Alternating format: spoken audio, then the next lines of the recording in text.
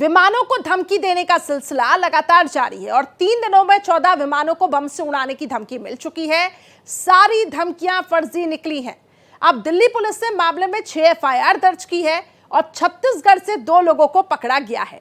तो वहीं मामले पर अब गृह मंत्री की भी पैनी नजर बनी हुई है।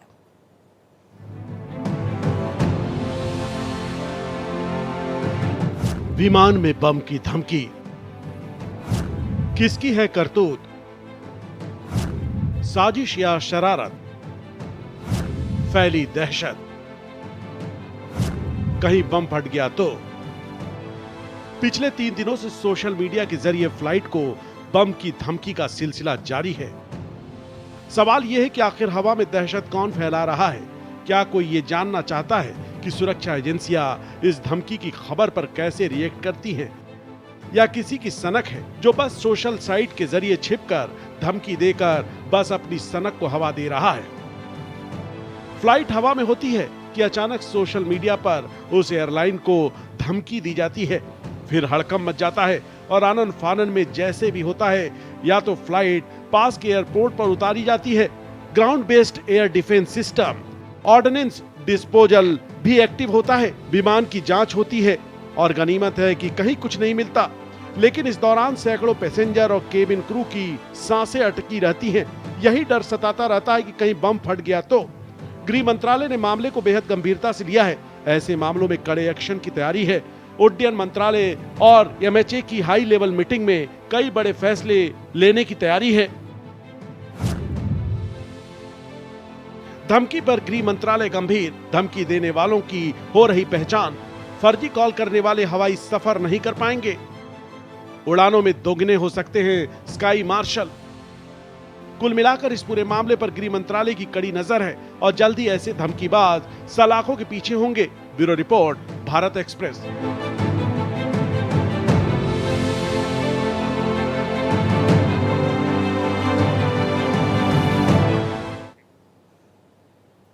वहीं इसी कड़ी में देखिए बड़ी खबर दिल्ली से ही, जहां पुलिस ने फर्जी कॉल पर बयान जारी किया।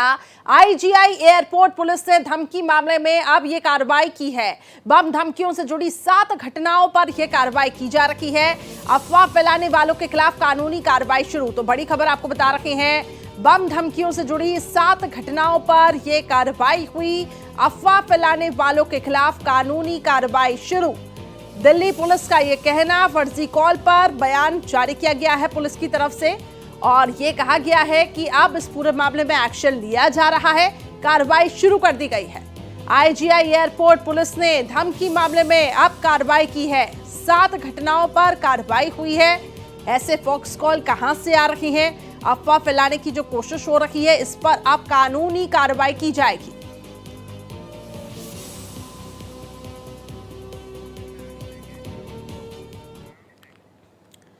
वहीं देखिए इस पूरे मामले में आपको बता दें कि स्टेशन की हद में मुंबई एयरपोर्ट से 14 अक्टूबर को अब सुबह इंडिगो फ्लाइट के ट्विटर हैंडल पर कई बार थ्रेट मैसेजेस आए हैं। मैसेज में फ्लाइट में बम रखने की खबर भी मिली, जिसको लेकर मुंबई की सहार पुलिस स्टेशन में मामला दर्ज किया गया। इसके बाद जांच शुरू हो गई है। अब जांच में ये पता चला कि मैसेज छत्तीसगढ़ से भेजा गया है। मुंबई टीम ने ट्विटर हैंडल से लगातार देखिए मुंबई टीम जो है वो पूछताछ कर रही है। ट्विटर हैंडल से एक नाबालिग लड़के ने इंडिगो फ्लाइट के ट्विटर हैंडल पर बम रखने की धमकी दी थी, जिसके बाद पुलिस ने नाबालिग को हिरासत में लिया है। वहीं ट्विटर के मालिक फजरुद्दीन निर्बान को गिरफ्तार भी किया गया है, जबकि नाबालिग को पूछताछ के लिए हिरासत में लिया गया है। वहीं छत्तीसगढ़ से ये दोनों बताए जा रहे हैं और दोनों एक ही गांव के रहने वाले भी हैं। तो 3 दिनों में 14 विमानों में बम की धमकी मिली है। अब इस पे कानूनी कार्रवाई की जा रही है। तो आईजीआई एयरपोर्ट पुलिस की तरफ से भी कहा गया है कि अब इस पूरे मामले में एक्शन लिया जा रहा है। तो मुंबई मस्कट इंडिगो फ्लाइट, सोमवार को धमकी मिलती है कि इस फ्लाइट में बम है। मुंबई जेद्दा इंडिगो की फ्लाइट, इसमें भी धमकी मिलती है। अकासा एयर की फ्लाइट, इसमें भी धमकी मिलती है कि फ्लाइट में बम हो सकता है। इंडिगो की फ्लाइट में भी ठीक इसी तरीके से आज धमकी दी गई। स्पाइसजेट की 2 फ्लाइट हैं जिसमें आज धमकी बड़ी, ये हॉक्स कॉल आए हैं दिल्ली शिकागो एयर इंडिया की एक फ्लाइट, वहीं Jaipur Bengaluru air India express की फ्लाइट में बम होने की सूचना मिली। तो ये आपको दिखा रही है कि 3 दिनों के अंदर 14 विमानों में बम की धमकी मिली है। हालांकि लगातार देखिए इस तरीके के फर्जी कॉल्स आ रहे हैं, जिसके बाद अब IGI Delhi police action mode में है। इसके अलावा गृह मंत्रालय, उड्डयन मंत्री की तरफ से, एविएशन मिनिस्टर की तरफ से भी लगातार इस पूरे मामले में पैनी नजर रखी जा रही है कि आखिर कौन कौन लोग इसमें शामिल हैं और क्यों आखिर इस तरीके की दहशत फैलाने की कोशिश की जा रही है। एक तरफ पैसेंजर्स की सेफ्टी का सवाल है, तो दूसरी तरफ आपको बता दें कि अब इस पूरे मामले में कानूनी कार्रवाई की जा रही है।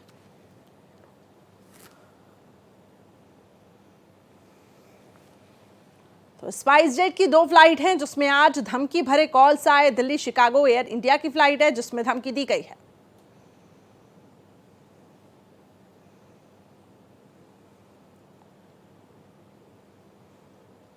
तो 3 दिनों के अंदर 14 विमानों में बम की धमकी मिली है और इस भी धमकी भरे फोन आ रही हैं, हॉक्स कॉल लगातार आ रही हैं, जिसके बाद अब कानूनी कार्रवाई की जा रही है। तो मुंबई पुलिस ने छत्तीसगढ़ से भी 2 आरोपियों को पकड़ा है।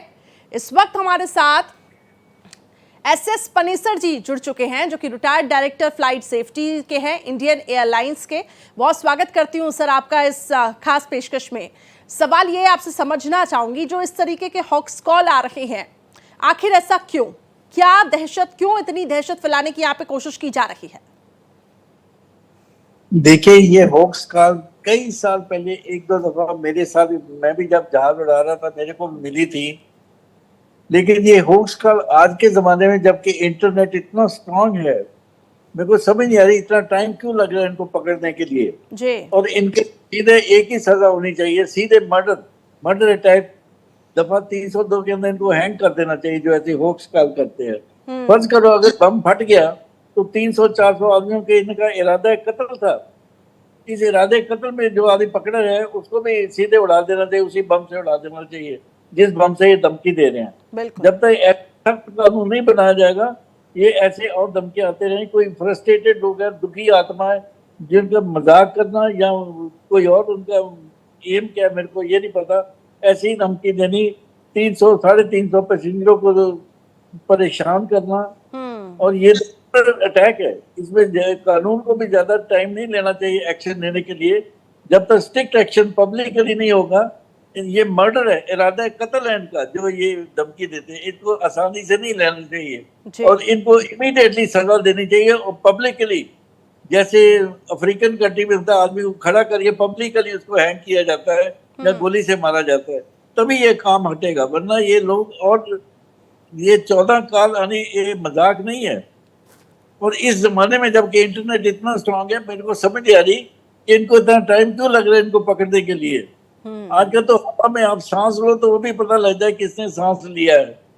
तो मेरे विचार से ये है कि इसमें कोई इनोसेंट पैसेंजर जा रहे हो रहे हैं, कोई शादी के लिए, कोई किसी और के लिए, और बेचारे बैठे इनोसेंट पैसेंजर, उनकी इरादा कत्ल, उनको मारने की कोशिश की जा रही है। जो ये बम की अगर बम फट गया जी, तो उसके बाद क्या करोगे आप?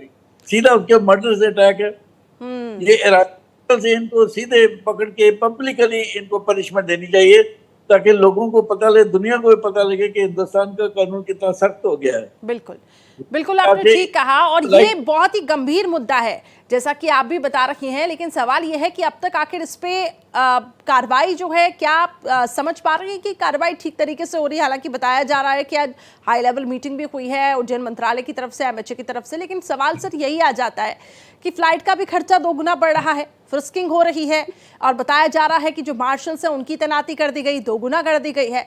तो फ्लाइट का भी खर्चा हो रहा है, लेकिन दूसरी तरफ अब पैसेंजर की सेफ्टी का भी सवाल बना हुआ है। देखिए, ये जो है ना, हमारी जो कानून से है, जैसे सांप निकल के हम लकीर को पीट रहे हैं। इस केस को इतना टाइम लेना ही चाहिए इनको पकड़ने के लिए, जिन्होंने ये गलत अफवाह फैलाई है, और सीधे इनको इरादा कत्ल की वजह से क्रिमिनल केस बना के इनको पब्लिकली हैंग करना चाहिए, ताकि इनको पता लगे कि इन्होंने कितना बड़ा नुकसान पहुंचाया और कितनी पैसेंजरों को दुखी करा है इन्होंने। आजकल के जमाने में, इंटरनेट के जमाने में इतना टाइम नहीं लेना चाहिए इनको पकड़ने के लिए।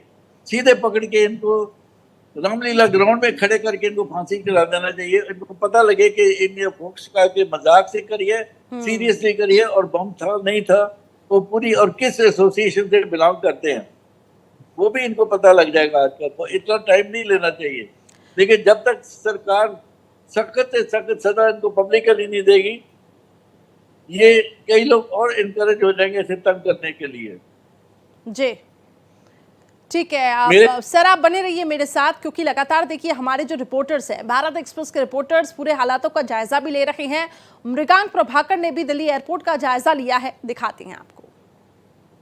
फ्लाइट में बम धमाकों की धमकी मिलने का सिलसिला लगातार जारी है और ये थमने का नाम नहीं ले रहा। बुधवार को भी ये सिलसिला जारी रहा और एयर अक्सा की 2 एयरलाइंस को बम से उड़ाने की धमकी मिली। दिल्ली से बेंगलुरु जा रही फ्लाइट को दिल्ली वापस बुला लिया और ग्राउंड कर दिया गया। एक्स की एक पोस्ट के जरिए पिछले 5 घंटे के अंदर जो है 22 इस तरह की जो है सूचनाएं दी गई हैं जिसमें बम की धमकी दी गई है। उसके बाद सुरक्षा एजेंसियां अलर्ट हो गई हैं और लगातार जो है पूरे एयरपोर्ट पर जो है सुरक्षा बढ़ा दी गई है। आप देख सकते हैं कि ये फ्लाइट इंफॉर्मेशन है और इस समय हम दिल्ली के एयरपोर्ट पर मौजूद है, अंतर्राष्ट्रीय एयरपोर्ट पर मौजूद है। यहाँ पर सारी फ्लाइट्स की जो है डिटेल दी जाती है।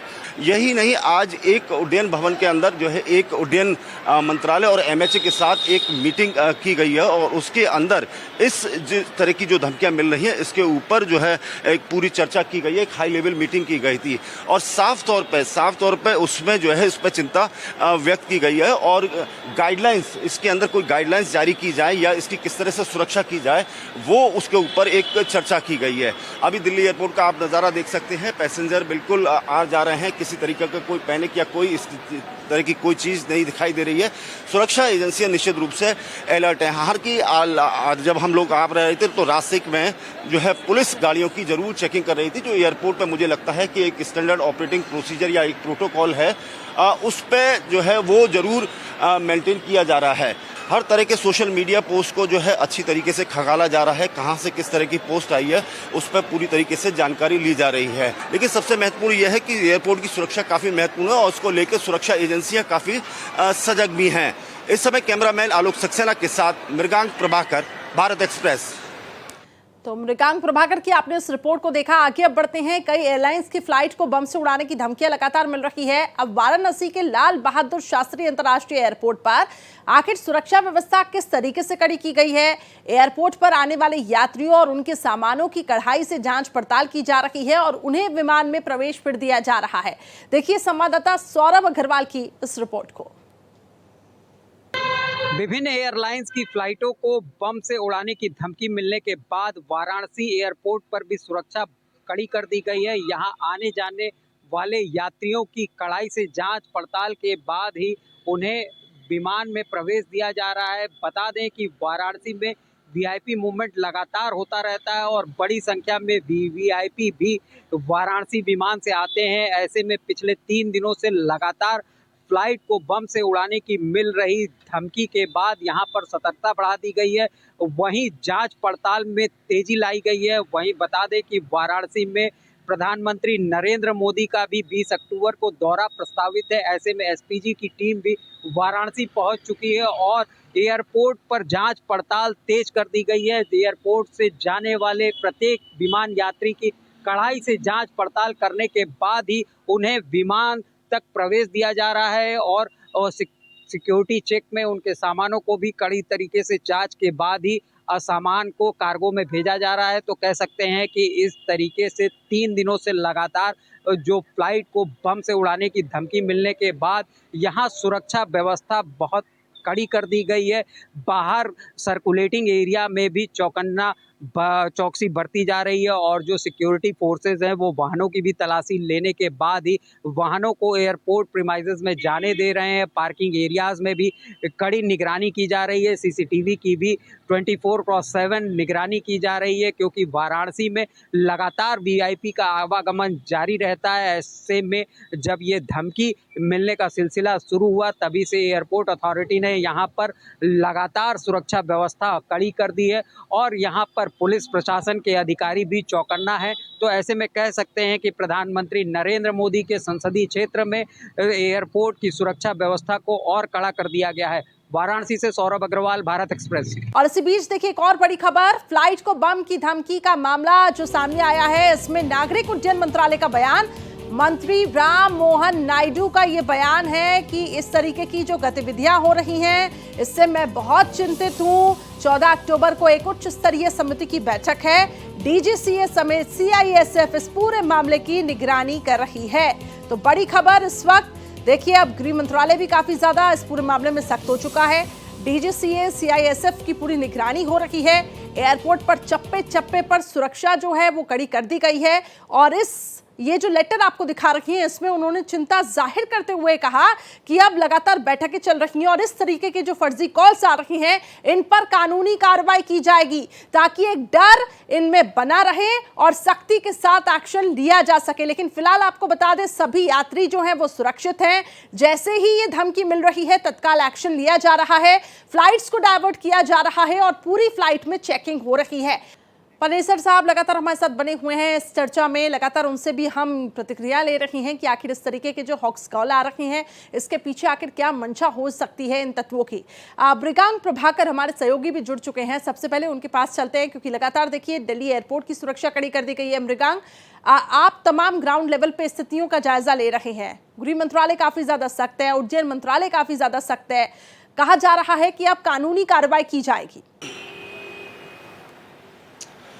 देखिए, बिल्कुल इसके ऊपर कानूनी कार्रवाई की जाएगी और दिन में इसमें एक हाई लेवल बैठक हुई थी, उड्डयन मंत्रालय के अंदर भी बैठक हुई थी और उस एमएचए के साथ कोऑर्डिनेशन में एक बैठक हुई है और उन जो लगातार इन्फॉर्मेशन आ रही थी कि लगभग इस तरह की 22 कॉल 2 दिन के अंदर आई हैं और इसमें कहा गया है कि लगभग 20 से 22 जो है इस तरह की होक्स कॉल्स आई थी और उसमें कहा गया कि फ्लाइट्स के अंदर जो है बम हो सकते हैं और कई फ्लाइट्स को ग्राउंड भी किया गया। अभी एक दिन पहले ही जो एक फ्लाइट जो दिल्ली से शिकागो के लिए बाउंड थी, उस फ्लाइट को जो है कनाडा में उतरने नहीं दिया गया और उसको एक तालुक एयरपोर्ट पे जो है डाइवर्ट किया गया। वहां पे पहुंचने के बाद उसे आइसोलेटेड बे में खड़ा किया, पैसेंजर्स को डिसएम्बार्क किया गया और फिर सघन चेकिंग हुई।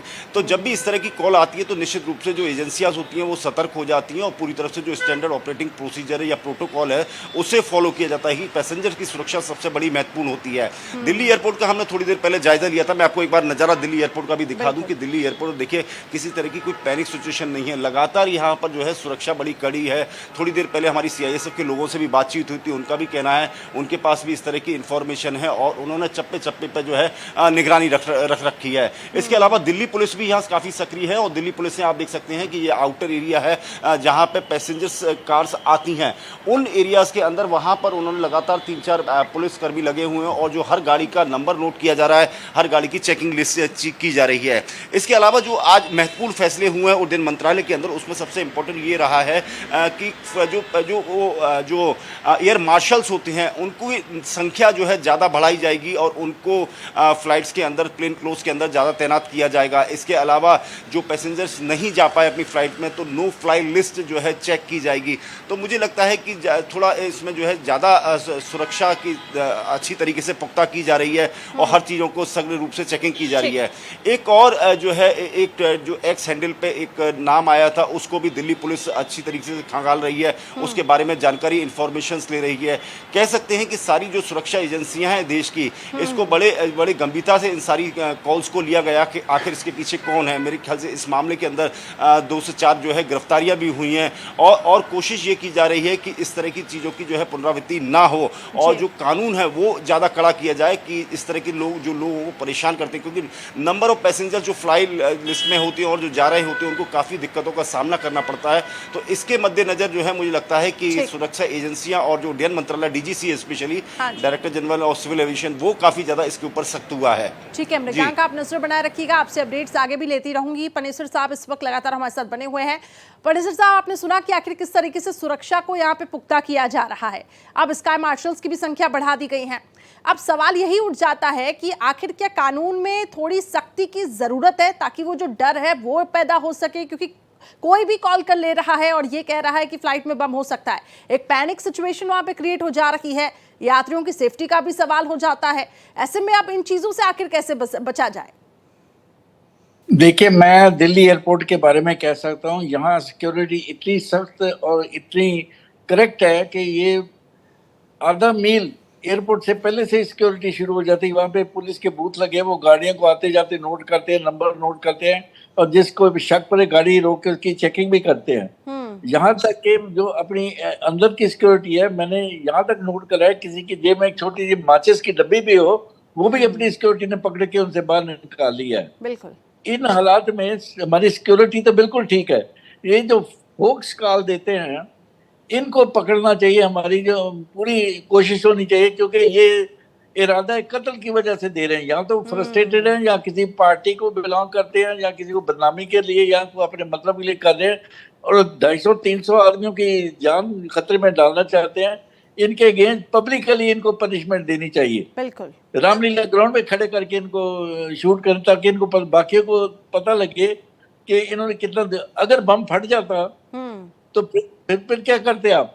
सजा तो उनको देनी पड़ेगी। फिर भी इनको एडवांस में सजा दें, तभी ये लोग हटेंगे, वरना कई बदमाश होते हैं, कोई मजाक की खातिर, कोई किसी ग्रुप को इन्वॉल्व करते हैं। इनको आजकल के जमाने में इनको पकड़ना को खास मुश्किल नहीं है, इंटरनेट के जमाने में। बिल्कुल अब बिल्कुल। तुरंत तो पता लग जाता है हवा किस तरफ से आई है।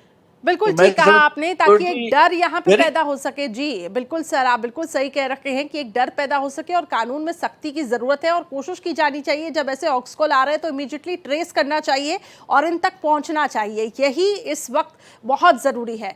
बहुत बहुत शुक्रिया पनीसर साहब हमारे साथ जुड़ने के लिए, और तमाम जिस तरीके से आपने चीज़ों को यहाँ पे साझा किया, बहुत महत्वपूर्ण जानकारियाँ।